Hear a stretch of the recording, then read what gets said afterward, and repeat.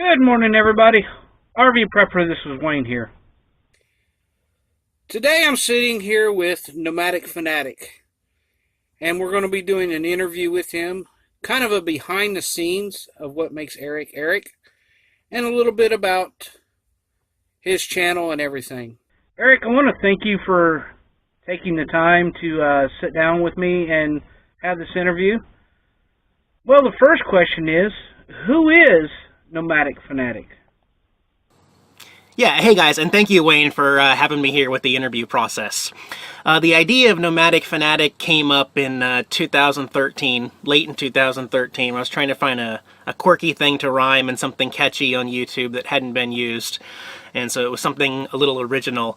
And it essentially started with Jax and I in an RV in 2010, and then morphed into the channel Sharing Our Life. It was not something I ever planned to be so popular. I thought it was just going to be like kind of a daily vlog type thing. Here's my life. Here's what it's like living in an RV compared to a house or an apartment or something like that.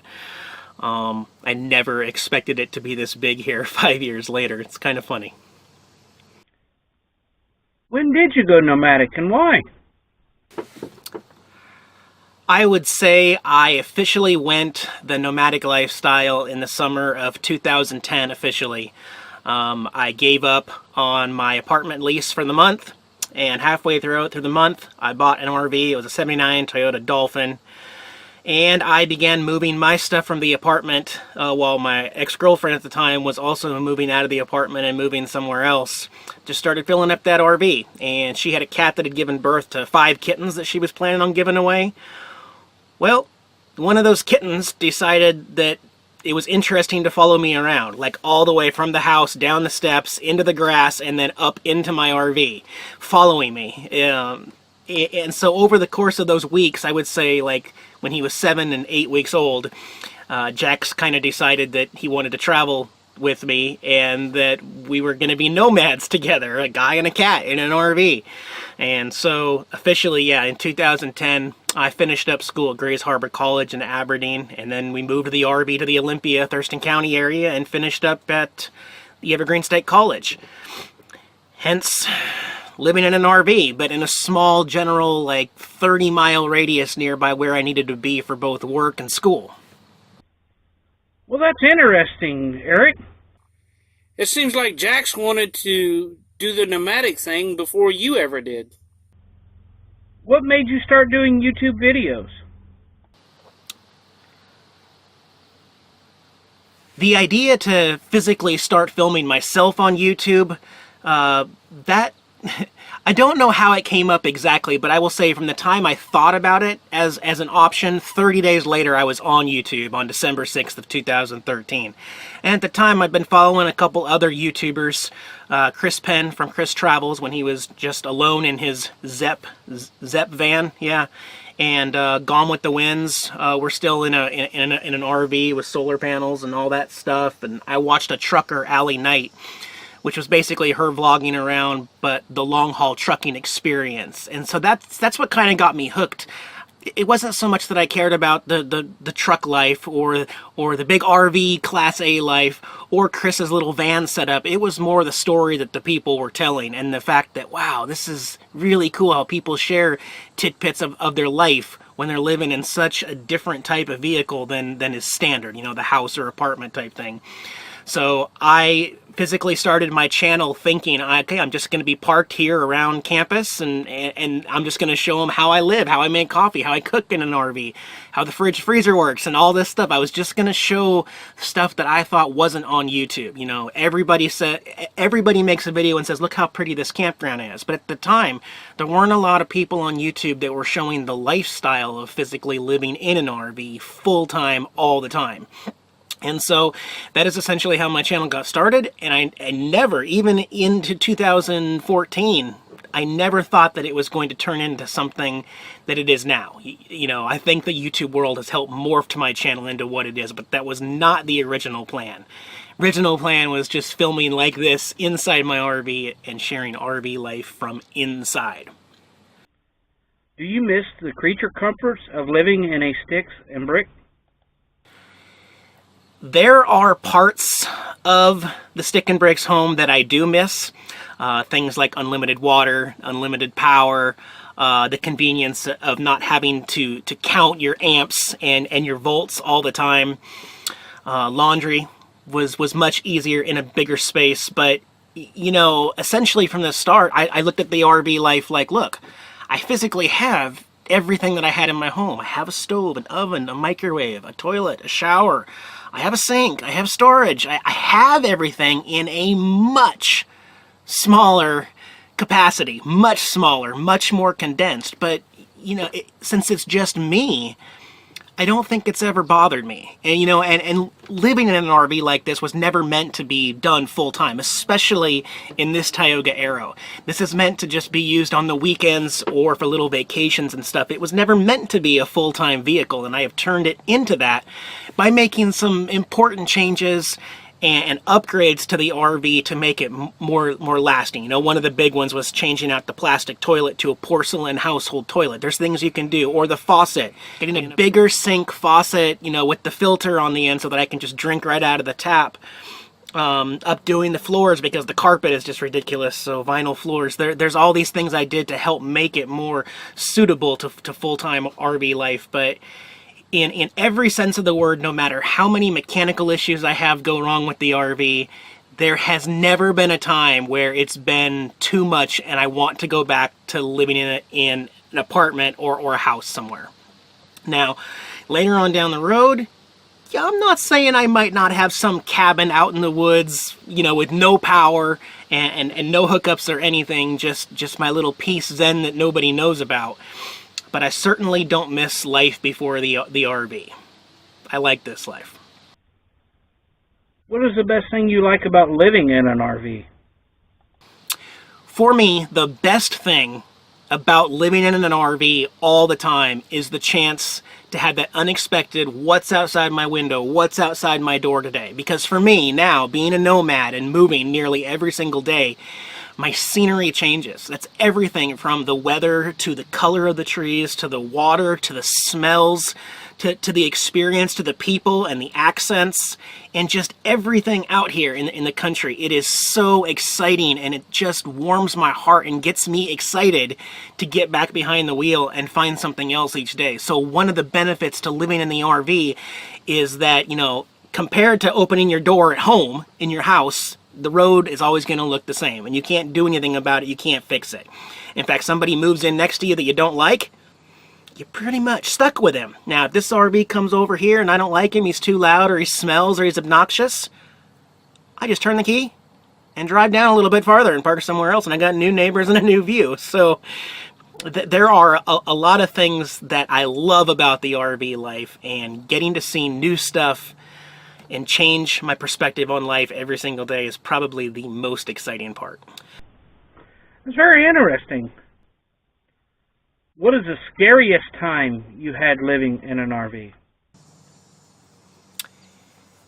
There haven't been too many like real scares on the road, but the one that comes to mind the most is Eureka, California in 2014. And really, three things happened, and if any just one of those three things happened, I probably would have made serious changes to my lifestyle at that point. But the fact that all three of them happened, you know, the crazy drunk guy at Starbucks that kicked my RV and threw a garbage in front of it, an hour later somebody climbing up the back ladder and trying to pull off solar panels off my roof, and then yet another hour later a huge deadly gunshot officer involved shooting barricaded in my RV inside the barricade of where the shooting happened. Pop, pop, pop, pop, pop, pop, pop. And I was stuck there for 4 hours until I could even leave the city of Eureka. Like I said, any one of those three would have been enough to just change my outlook on RV life, right?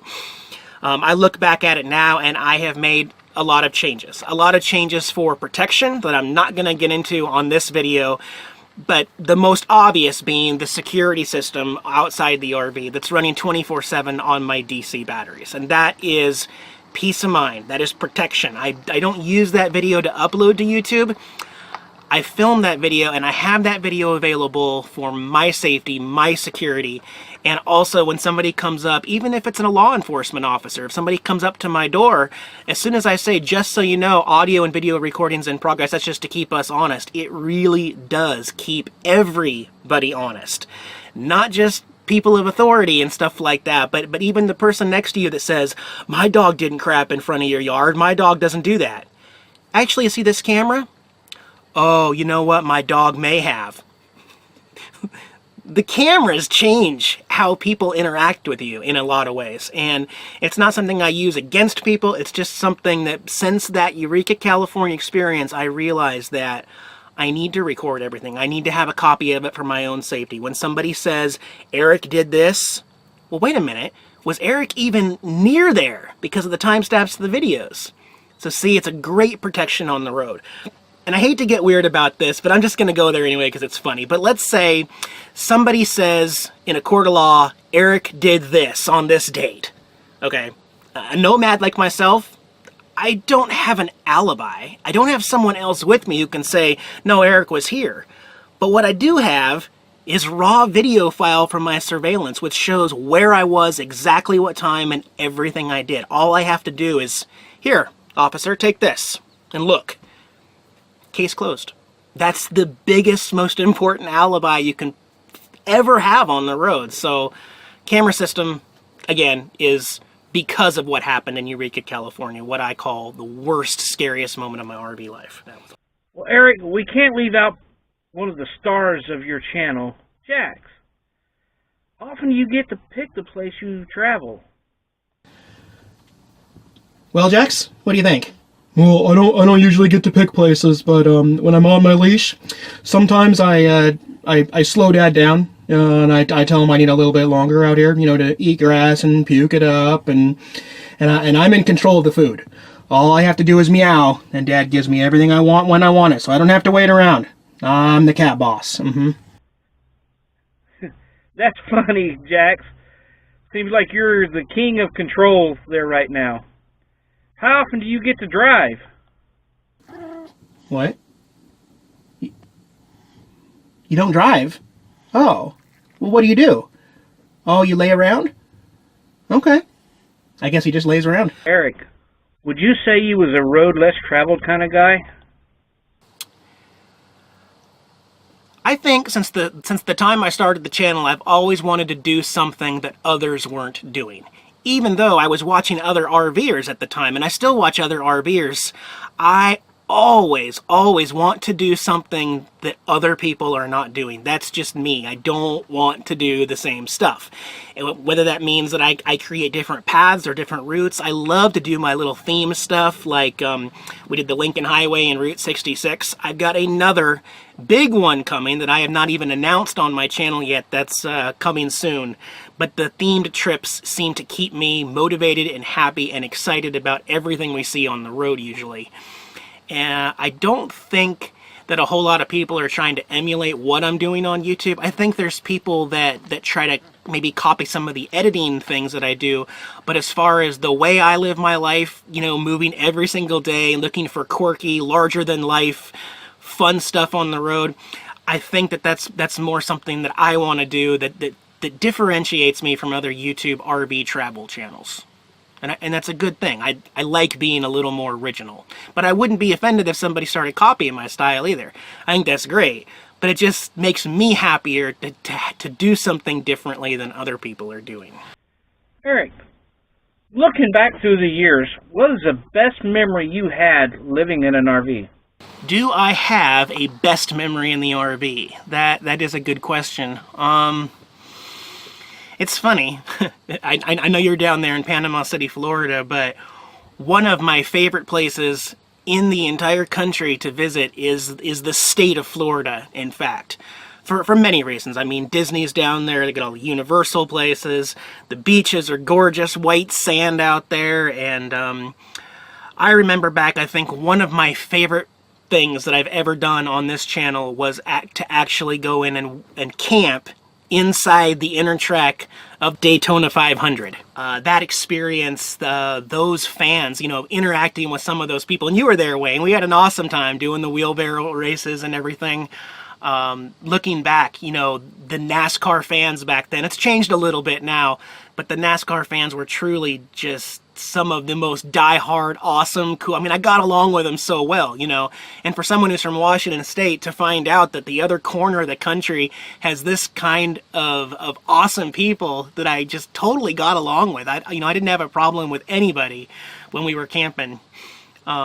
That's probably one of my best memories was Daytona 500. And I don't know if I'll ever do another race like that, or specifically that one, but I may go do another NASCAR circuit race or something. We'll see. But that was a lot of fun. Oh, yes, I remember Daytona. If I remember correctly, Eric, we won quite a few of them wheelbarrow races. Where do you see yourself in 5 or 10 years? This one gets asked a lot in interviews, so I'm just going to address this the same way I always do, but just so you know, in 5 years from now, I do know that I'm still going to be talking to a camera. Okay, so in what context that is, or what I'm doing, or what I'm driving, I can't tell exactly, but after you've built something up like the Nomadic Fanatic channel, you just can't stop. You can't just quit, because you're already to a point that's like, wow, I never expected to be this far.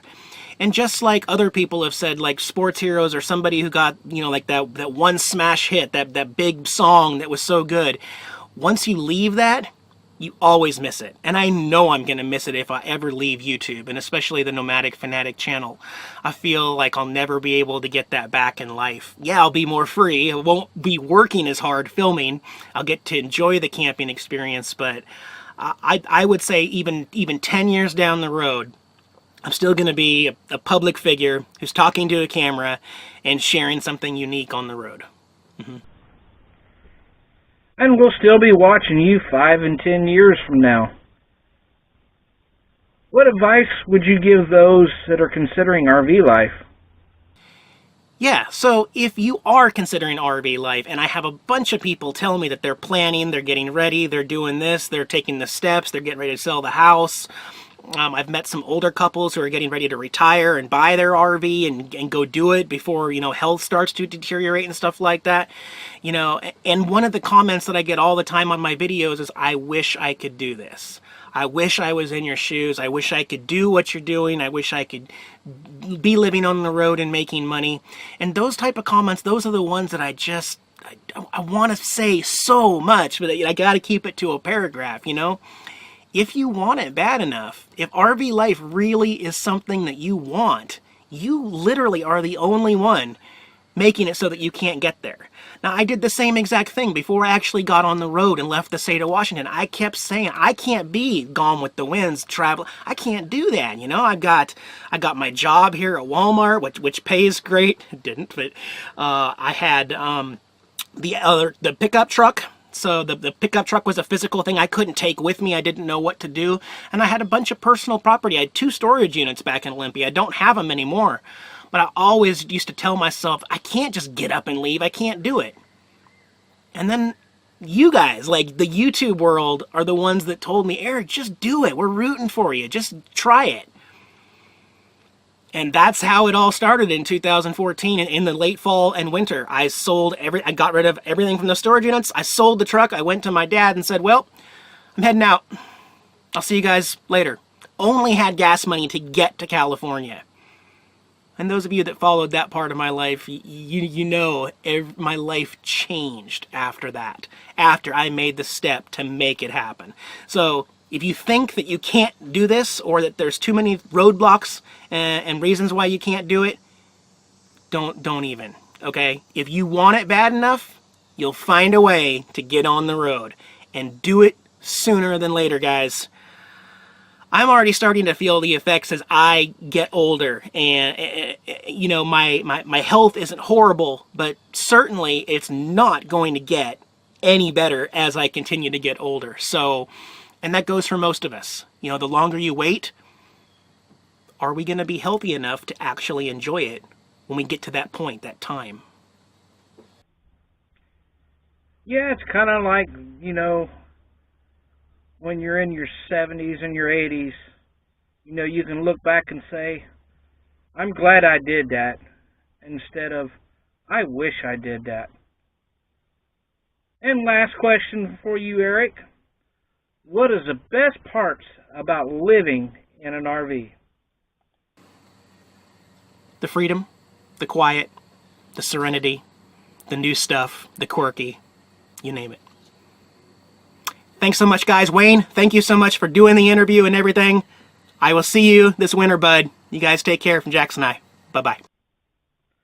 And there you have it from Nomadic Fanatic.